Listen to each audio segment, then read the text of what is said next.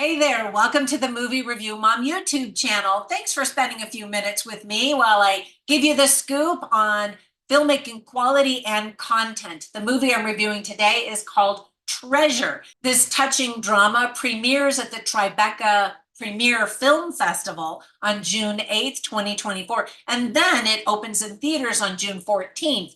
2024. The movie is rated R. It's an hour and 52 minutes. And my overall movie review mom grade is a B. I actually thought it was really well done. Now, my goal is to give you the heads up on filmmaking quality and content so that you can decide whether or not you want to spend time or money or both watching a particular film. The sponsor of today's video is actually just a simple Amazon link. Click down below to the book that this movie was based on. The book was called Too Many Men, a novel by Lily Brett. So I really like the name Treasure better, and I'll talk more about that in just a minute. I also wanted to have you click down below to find my book that I wrote on how to discover your own family history, how to climb your family tree and honor your heritage and celebrate those roots. So you got a twofer today. And again, just click down below. And it doesn't cost you any more to buy or rent any of those things. But Amazon will spread magical fairy dust on my account, and that's always helpful. All right, so in a nutshell, the film was inspired by a true story based on the book, Too Many Men. It was written and directed by Julia von Heinz.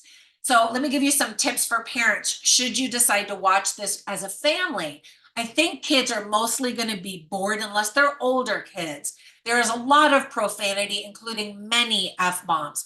There is smoking and alcohol. We see a woman give herself a tattoo a couple of times. That's never really explained other than to show us her character and the struggles that she has with her own identity and self-esteem and all of that. We also see a naked, topless woman in a bathtub. Some of the themes that are illustrated very well are family, ancestry, honoring heritage, memories, mementos from the past, Poland, Holocaust, World War II, Jews, Greek, grief, love and loss, and ownership.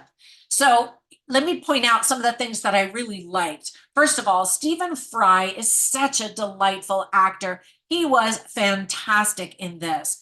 The title is perfect and refers to physical possessions, memories, and family relationships. And I thought the title was perfect and better than the name of the book. My husband has Polish ancestors, so it was interesting to learn about the culture and the country that are portrayed in the film. The film takes place in 1991 Warsaw, obviously after the war. It was interesting to see that people were expected to pay money for a tiny bit of toilet paper handed to them by an attendant in the public restroom. Now, that's still true in some places of the world, amazingly enough. We get to see the famous, or infamous, I should say, Auschwitz concentration camp. When people refer to it as a museum, Lena Dunham's character corrects them by saying it was a death camp, not a museum. Now, I haven't been to Auschwitz, but I did go to the concentration camp in Dachau, Germany, many years ago, and I will never forget that experience. The sobering feelings that I experienced there still haunt me to this day. How utterly devastating. The ending, however, is very touching, and you end on a positive note. And by the way, keep watching at the end because we get to see photos of the real people the movie is based on at the very, very end. And I always appreciate that and wish that we could have seen more and learned even more about these people. Now, there were some things that I didn't like or just thought could have been done differently or better. For example, a lot of Polish is spoken without subtitles. Now, we do get some subtitles, but sometimes we just don't even know what's said because they just don't include them.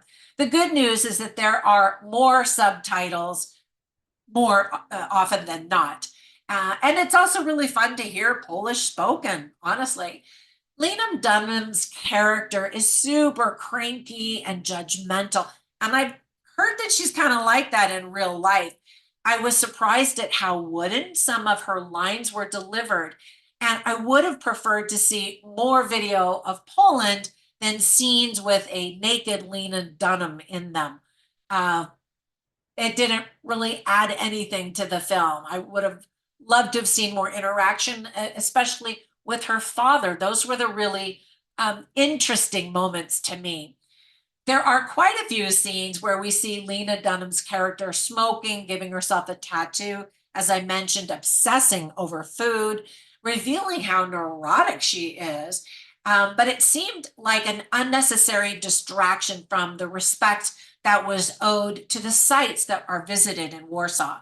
If they were supposed to provide comic relief to balance out the heavy drama, they didn't. I just was like, well, that's an interesting choice. I absolutely would have edited that out and put in something much more meaningful. Again, it does speak to her character and how many struggles she still has because of her past. The movie poster is super vague and doesn't prepare you for all of the content in the film, especially the World War II Holocaust type of content. The film is very slow moving, and several scenes could have easily been cut to shorten the film's length. The film is described as a comedy, but it offers far more heavy drama than humor. So, however, I always write down funny lines and interesting lines. And one of the funny lines was actually spoken by Stephen Fry's character. And again, he was so great. He says his daughter's making fun of him because he grew up in Poland. So he has a very thick accent when he speaks English, and he doesn't speak English correctly. And so she's mocking him. And he says, I do not speak like that. My English is much more good, and I just thought, yes, it is. That's very cute. Of course, that's grammatically incorrect, but I thought it was very sweet. Um, and there are a lot of winks to the audience as we meet this man and as he's trying to navigate this new world of America. Some of the interesting lines are one is spoken by Stephen Fry's character when he says, what Jew goes to Poland as a tourist? Which is a very good question. I mean, I would like to go to Poland just to see Poland itself and Warsaw specifically, but so close to the war, he's like, are you crazy? And, there were a lot of things he didn't want to talk about because of what had happened in the past. Then another interesting line is spoken by Lena Dunham's character, and she says, I'm single and alone, but not lonely. And I thought that was an interesting line because she does seem very lonely, in my opinion, at least the character that was portrayed, but she declared that she wasn't. So I always share movie recommendations, and there were three I instantly thought of as I was watching this film.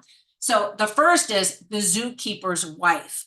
Fantastic performances, hard to watch in many ways because it takes place during World War II in Warsaw, Poland, and we get to, of course, we know people died, but we also see how it affected animals just in a zoo and family life and the sacrifices that were made and the decisions that had to be made, which were very difficult and painful to watch.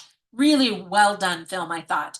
Of course, I had to mention Warsaw 44, which is a brutal, violent, bloody movie, but pretty accurate. I mean, I haven't lived through World War II, but it seemed very accurate. So if you're really wanting to see what happened in Warsaw and you can handle that much bloody violence and gore, then check that movie out. It's very well done.